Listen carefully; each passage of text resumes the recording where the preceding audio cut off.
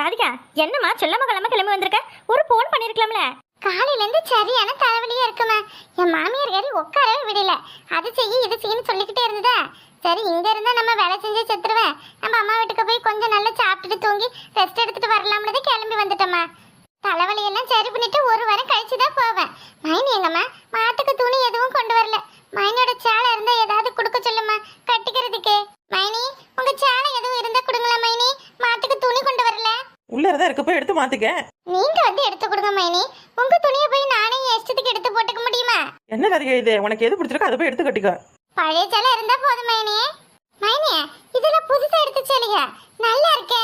ஆமா ராதிகா, உனக்கு வேணும்னு எடுத்துக்கியாம. அப்ப சரி மைனி, உள்ள இன்னும் ஒரு 2 3 இருக்கு, அதையும் சேர்த்து நானே எடுத்துக்கிறேன். அடிப்பாவி, ஒரு வார்த்தைக்கு வச்சுக்கன்னு சொன்னதுக்கு எல்லாத்தையும் வாரி எடுத்துக்கிட்டாலே. இதுக்கு நாமளே போய் பழைய சேலை இவளுக்கு எடுத்து கொடுத்துருக்கலாம் போல. இப்போ மொத்தத்தையும் வாரிக்கிட்டாலே.